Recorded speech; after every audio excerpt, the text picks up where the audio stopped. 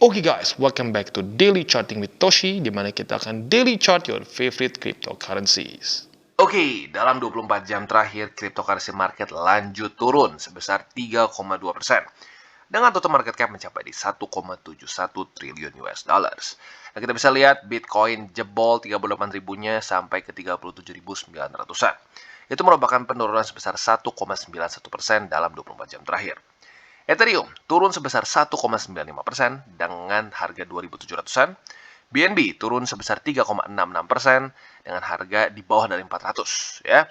Dan selanjutnya kita bisa lihat semua cenderung turun, bahkan Solana sampai turun sebesar 7,47% ya. Jadi cukup mengerikan ya. Luna juga sama, kurang lebih 7,5%-an ya. Dan tentunya ini semua disebabkan karena ya Bitcoin ya kita bisa lihat daily close-nya not good ya.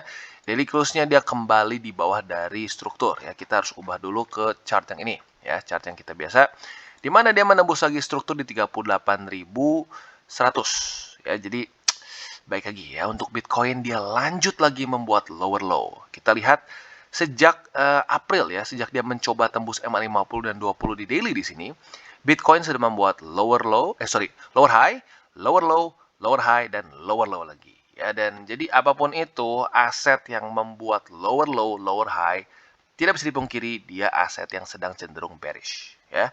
Dan tentunya pada hari ini dia akan coba retest lagi daerah 38.100 ini ya. Apakah bisa reclaim atau tidak?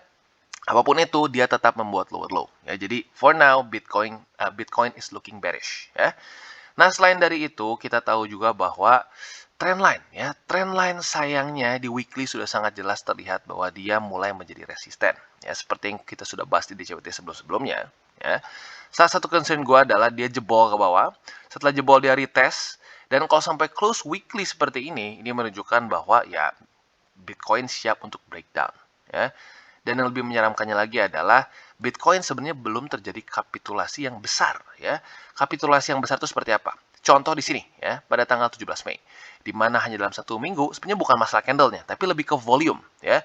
Volume yang besar ya, dan drop yang kuat dan cepat, ini seringkali disebut sebagai kapitulasi ya.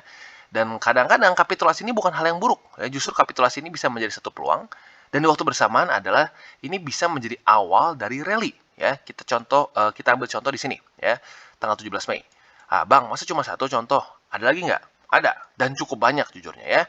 Di sini terjadi pada tanggal 9 Maret ya, kapitulasi, volume besar. Apa yang terjadi? Rally ya. Kita cek lagi di sini ya. Kapitulasi, volume besar. Apa yang terjadi? Rally. Dan seterusnya, kita bisa lihat ini terus terjadi dari waktu ke waktu ya. Biasanya mereka butuh kapitulasi yang besar baru bisa rally ke atas ya.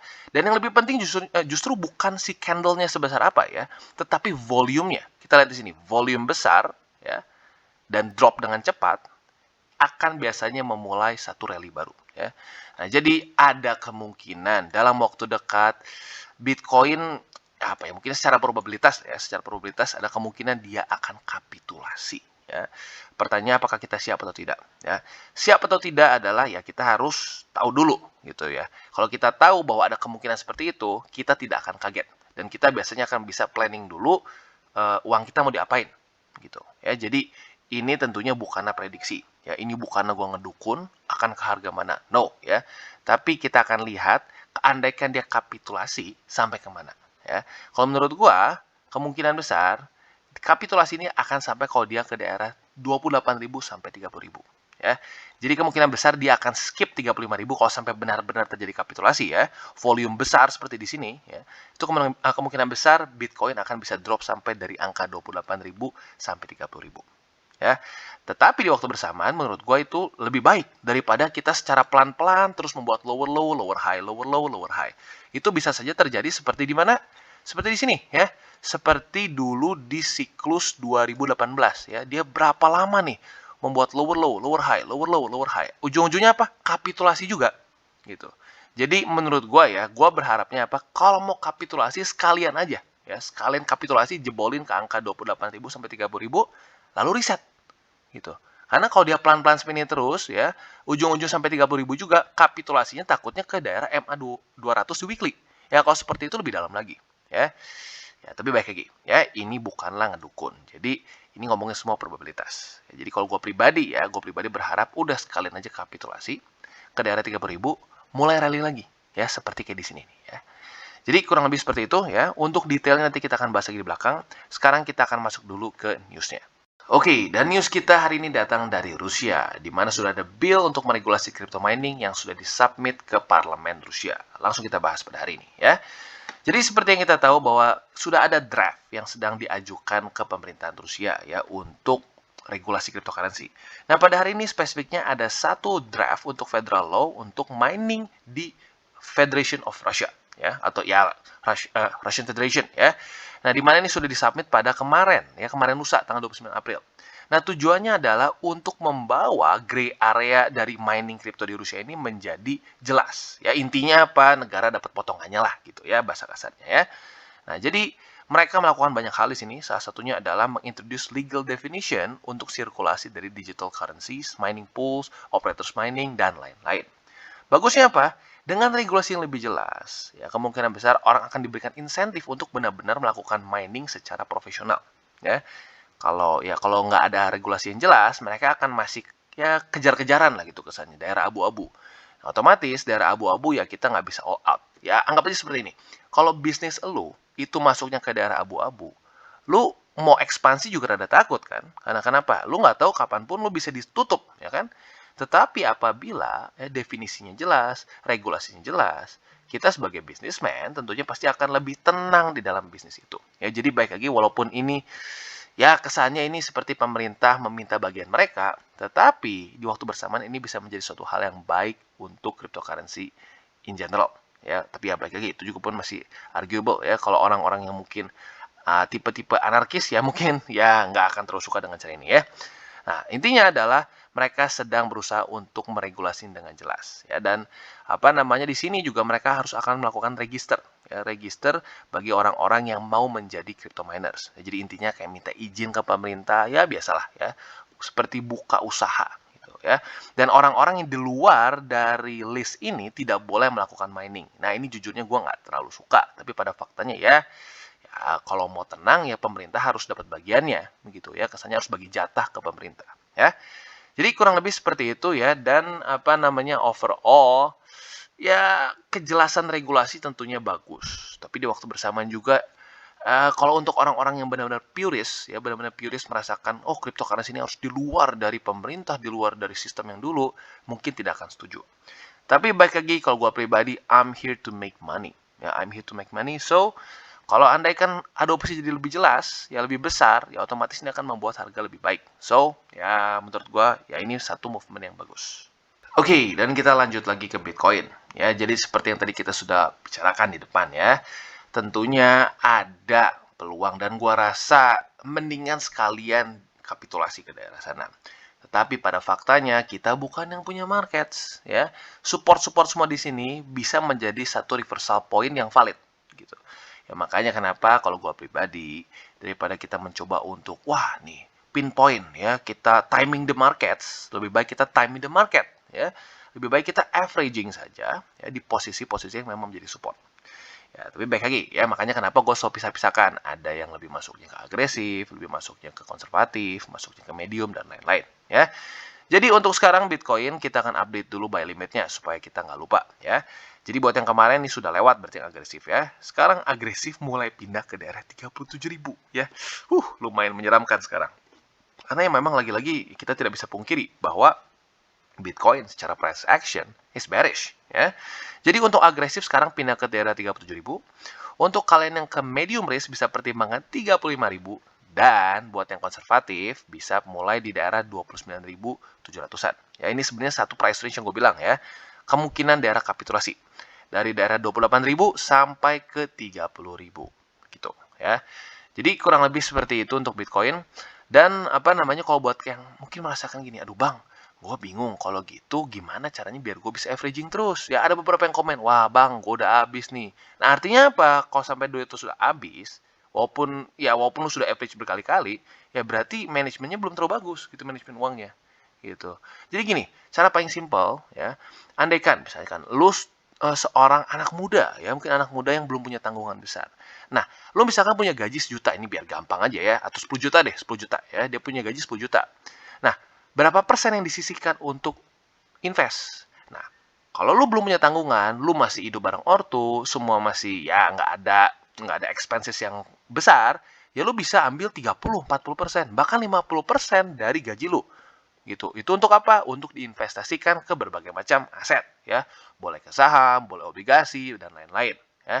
Nah, dari situ eh, ya baik lagi tergantung. Kalau lu anak muda dan nggak banyak tanggungan, ya lu bisa lebih besar mengambil di cryptocurrency. Karena kenapa? Baik lagi, kalau lu punya banyak tanggungan, lu terlalu besar di cryptocurrency, ya ujung-ujungnya saat dia volatile lu harus cut loss, and that's bad gitu ya. Maka dari itu, buat kalian yang masih muda ini jangan jangan main mulu ya.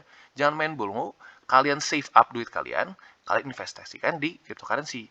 Nah, orang tuh kalau gue pikir seringnya gini loh, wah sekali dua kali averaging terus wah udah habis duit gue. Karena apa? Mereka pengennya Bitcoin naik 100%, 200% dalam beberapa hari ke depan dan mereka make a quick buck. Udah gitu mereka bisa beli hal tertentu. That's not the correct mindset gitu. Itu bukan mindset yang benar menurut gue ya. Baik lagi menurut gua cryptocurrency market ini adalah satu market yang harus kita pikirkan untuk long term, bukan untuk besok, lusa atau bulan depan gitu ya. Jadi kurang lebih seperti itu, dan untuk kalian yang ingin akumulasi Bitcoin, altcoins dan lain-lain bisa menggunakan link reflektor di bawah. Tentunya tidak wajib, tapi apabila menggunakan link reflektor di bawah, lu secara aktif membantu perkembangan DTCI. Dan satu lagi, jangan lupa juga DCWT ini bukanlah bagi-bagi sinyal dan bukan juga lah financial advice. Jadi pastikanlah kalian sadar bahwa ini adalah untuk edukasi. Oke, dan Phantom. Ya, kita bisa lihat Phantom luar biasa hancur secara harga. Ya, terakhir kita bahas soal Phantom, dia masih baru mendekati ke daerah sini, ya nyaris di bawah $1. Udah gitu kita bisa lihat sekarang kapitulasi dengan luar biasa besar ya. Berarti kita coba cek di sini. Dia drop sebesar kurang lebih 36% ya. Lumayan dalam ya. Dan ya baik lagi, ini menjadi satu contoh klasik bahwa altcoins saat BTC sedang di bawah dari bull support band, ini bisa luar biasa menyakitkan kalau kita pegang ya. Dan ini sudah terjadi di siklus-siklus sebelumnya juga dengan ya altcoins berbeda-beda ya. Intinya apa? Intinya adalah ya dalam kondisi seperti sekarang, altcoins gua kemungkinan besar untuk akumulasi jauh lebih kecil. Yang gue sudah ngomong dari beberapa minggu lalu sebenarnya sih ya.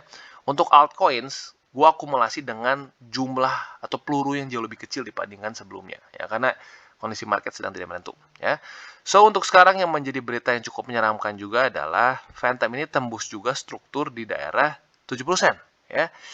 Jadi jujurnya it's looking really bad untuk Phantom ya, dan bahkan kalau kita mau cek secara struktur selanjutnya lumayan jauh juga ya sebenarnya, masih di daerah 57 sen ya. Jadi ya berharapnya sih gini, gue berharapnya ini dalam hari ke depan ya bisa close daily di atas dari 70 sen. Ya, karena kalau sampai dia reject lagi di sini, ya kemungkinan besar akan mengunjungi daerah 57 sen. Jadi jujurnya lumayan menakutkan untuk secara price action ya. Jadi kalau gue pribadi untuk sekarang Phantom akan stop dulu untuk averaging, karena baik lagi ini kapitulasi yang luar biasa besar ya. Kita lihat volumenya ya seperti ini. Jadi buat kalian yang bertanya, BTC kalau kapitulasi itu seperti apa? Ya, bisa, ini salah satu contohnya kapitulasi ya. Volume besar di sini dan scandal tuh bisa sampai belasan sampai puluhan persen ya. Jadi siap-siap ya.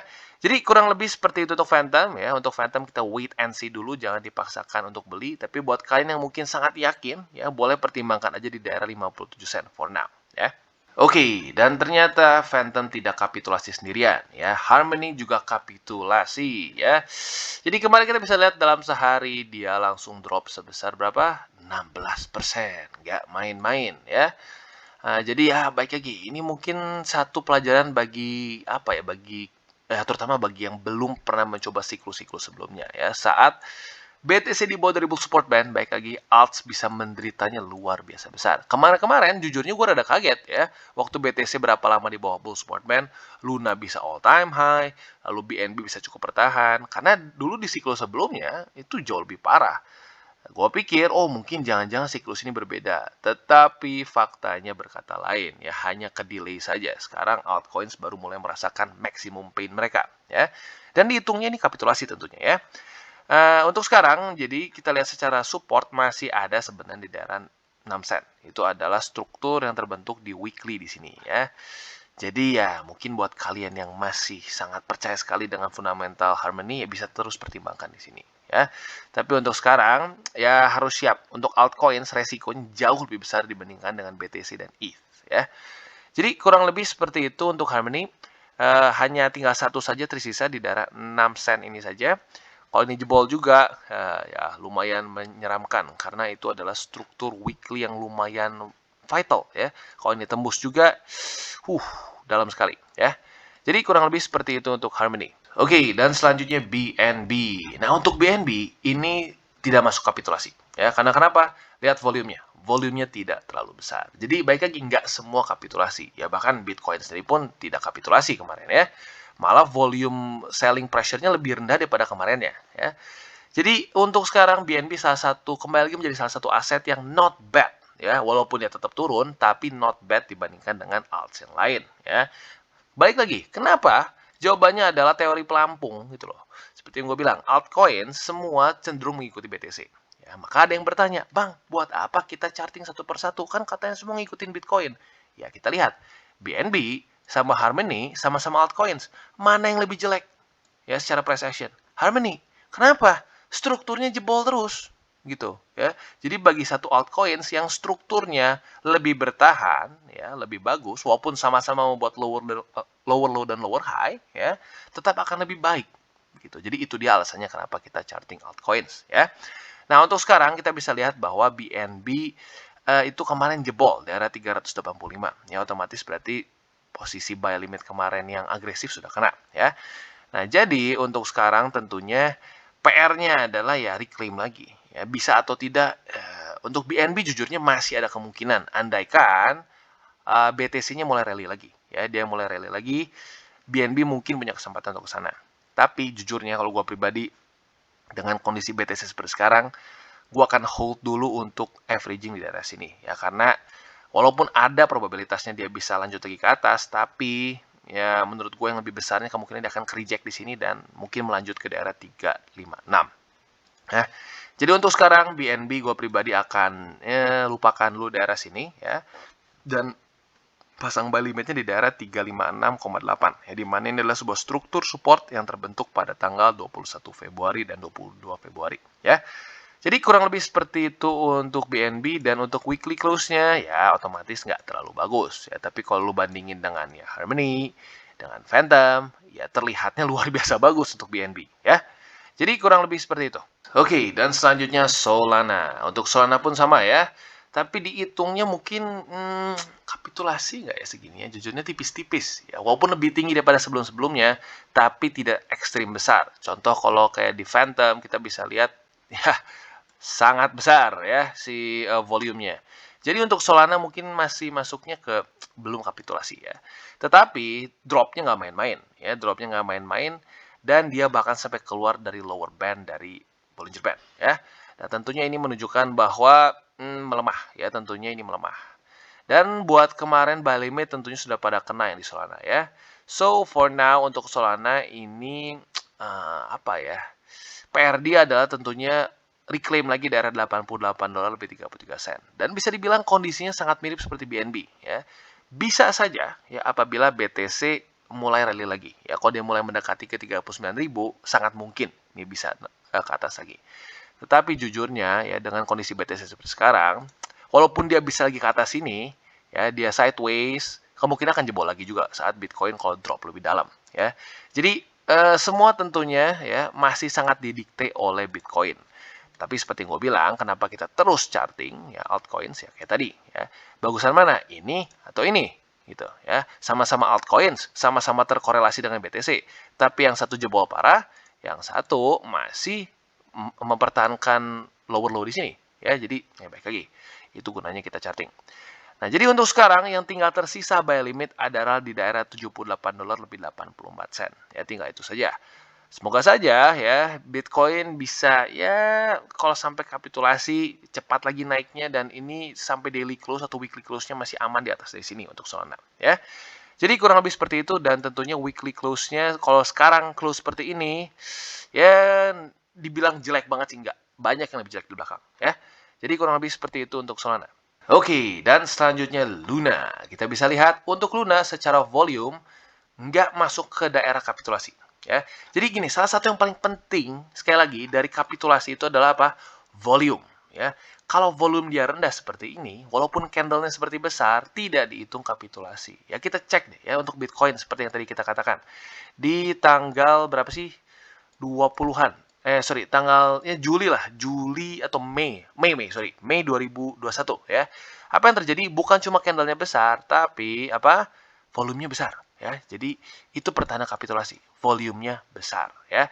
Nah, jadi ya kalau kita bisa lihat untuk sekarang si Luna ini dihitungnya masih belum kapitulasi ya. So, untuk Luna seperti apa ya? Kita bisa lihat lagi-lagi dia ketahan oleh apa? Daerah $77 lebih 56 sen. Di mana sebelumnya pada tanggal 17 dan 18 April ini menahan harga Luna dengan luar biasa ya. Dan seperti yang kalian tahu juga ada MA20 di weekly. Dan sekarang tepat sekali dia ada di atas dari MA20. Jadi yang menjadi cukup deg-degan ini adalah apakah Luna akan bisa bertahan di atas dari MA20 weekly atau tidak saat close dalam 20 jam ke depan ya. Tentunya ya baik lagi mau tidak mau itu cukup ditentukan oleh BTC. Ya, jadi ini sekali lagi bukti bahwa tidak ada altcoins yang bisa parabolik sendiri saat BTC sedang bearish. Ya, ini anomali, tapi anomalinya nggak akan bisa terus-terusan. Ya, jadi kesannya nggak bisa tuh ada satu altcoins yang lain lagi winter, dia bull market sendirian dengan parabolik nggak kira-kira. Highly unlikely. Ya. Jadi kurang lebih seperti itu untuk Luna ya. Tinggal kita lihat apakah minggu ini dia akan close di atas atau di bawah dari MA20 ya. Dan apakah struktur $77 lebih 56 sen akan tetap bertahan atau tidak ya. Dan untuk buy limit tentunya tinggal tersisa dua saja, yaitu di daerah $77 lebih 56 sen dan juga di daerah $75 lebih 11 sen ya. Jadi kurang lebih seperti itu untuk Luna. Oke, dan yang terakhir Polkadot. Untuk Polkadot balik lagi, volume naik sih naik ya, tapi nggak ekstrim. Berarti ya mungkin masuknya nggak kapitulasi. Nah untuk sekarang ya, walaupun nggak kapitulasi dihitungnya, tapi kita bisa lihat dia dengan sangat jelas tembus Bollinger Band bawah atau lower band ya. Nah, jadi kemungkinan besar dia akan mencoba masuk lagi ke sini ya. Dan mungkin akan sideways dulu di sini. Ya, tapi baik lagi sideways atau enggaknya sekarang benar-benar tergantung oleh BTC. Kalau BTC tiba-tiba memutuskan untuk kapitulasi, ya apalagi kalau sampai kapitulasi ke 30.000, siap-siap ya. Menurut gua Polkadot akan mendekati ke daerah $10 lebih 89 sen ya. Jadi untuk sekarang overall kita harus pasang safety belt ya, siap-siap cryptocurrency market kemungkinan besar akan volatile sekali apabila benar-benar terjadi kapitulasi di Bitcoin. Ya. Tapi seperti yang gue bilang di depan, gue lebih prefer udah sekalian aja kapitulasi ya. Itu seperti kayak nyabut apa ya, kalau lu kaki lo gitu dikasih solatif, ini buat yang cowok ya, buat yang cewek nggak tahu ya, mungkin ada juga kok cewek yang berbulu ya. Kayak itu dikasih apa, kayak kaki lu tuh dikasih lakban gitu ya. Waktu dicabut, itu mending lu cabutnya sekalian gitu dibandingkan lu cabutnya pelan-pelan, lebih sakit gitu. Jadi ya kalau gue pribadi lebih prefer kayak gitu. Tapi seperti yang gue bilang, gue bukan yang punya market, jadi I will never know ya. Nah, tapi kalau sampai benar-benar kapitulasi, siap-siap harga terendah kemungkinan besar akan kena semua ya. Dan mungkin gini, gue ngerti. Buat kalian yang masih baru, ini siklus pertama kalian gitu ya. Mungkin kalian terasa luar biasa mual, merasa bahwa aduh ini market, apakah ini akan mati cryptocurrency? Kalau menurut gue pribadi, enggak ya. Dan tenanglah ya, karena pada faktanya ya, this is cryptocurrency market ya. Dia market yang masih sangat muda, market yang secara regulasi futures terutama sangat loose ya. Ya maka dari itu ya drop seperti ini, kapitulasi seperti ini tuh akan sering terjadi. Ya, maybe ya 5-10 tahun ke depan regulasi semakin ketat dan lain-lain ya, mungkin ada persetujuan antara centralized exchange di seluruh dunia ya, mungkin menurunkan leverage, mungkin saja ya ke depannya cryptocurrency market akan jadi jauh lebih tenang. Ya, tetapi ketenangan itu otomatis akan sama juga ke atasnya. Ya nggak cuma resikonya doang yang nurun. Ya berarti otomatis upside potensialnya pun turun. Ya, jadi baik lagi selalu akan terjadi itu high risk high return. Saat kita sekarang trading di markets yang volatile BTC ya sudah kita terima volatilitasnya, tapi kita dapat apa upside potensialnya. Ya, tidak bisa. There's no such thing as free lunch. Nggak ada makan siang gratis. Ya, apabila lu dapat peluang besar, lu juga akan mendapatkan risiko besar. Nah, untuk mengurangi resiko, ya jangan kita trading futures dengan tools yang nggak lengkap gitu ya. Atau kalau sampai lu terlalu takut melihat banyak yang kena likuidasi di futures, ya sudah, trading spot aja. Lu lu treat ini gitu ya, cryptocurrency ini seperti tabungan lo gitu. Pokoknya setiap kena support gue beli.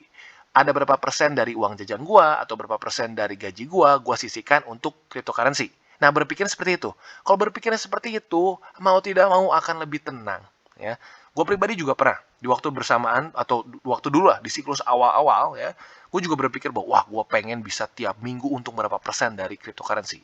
Apa yang terjadi? Cut loss dan cut loss ya. Tapi saat kita tenang dan mengikuti trading plan kita, apapun itu yang terjadi lu terus ikutin, itu justru profit terbesar gue dalam hidup ya. Saat ngikutin dengan tenang dan just average my price ya.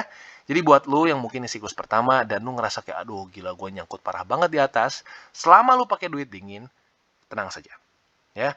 Nah, kalau udah nggak pakai duit dingin, ya gue udah nggak tahu harus ngomong apa ya, karena gue udah sering banget ngomong, hati-hati jangan pakai duit panas ya. Jadi kurang lebih seperti itu untuk DCWT kita pada hari ini. Oke guys, jadi itu adalah akhir dari segmen DCWT kita pada hari ini. Dan jangan lupa bagi kalian yang merasakan manfaat dari segmen ini, jangan lupa untuk share ke teman-teman kalian. Dan apabila lu pengen mensupport channel kita, ya TCI, jangan lupa untuk menggunakan link referral kita di bawah. Nggak wajib ya, tetapi apabila lu menggunakan link referral kita di bawah, ada macam-macam ya, dari Bybit, Huobi, Maxi, toko kripto, dan banyak lagi ya. Ya, walaupun nggak wajib, tapi kalau menggunakan link referral kita, lu secara langsung membantu perkembangan dari TCI. Dan satu lagi, jangan lupa juga untuk join Telegram group kita, di mana kita bisa ngobrol-ngobrol santai mengenai dunia cryptocurrency secara dua arah. So, jangan lupa untuk like, subscribe, klik the bell icon, and see you on the next video.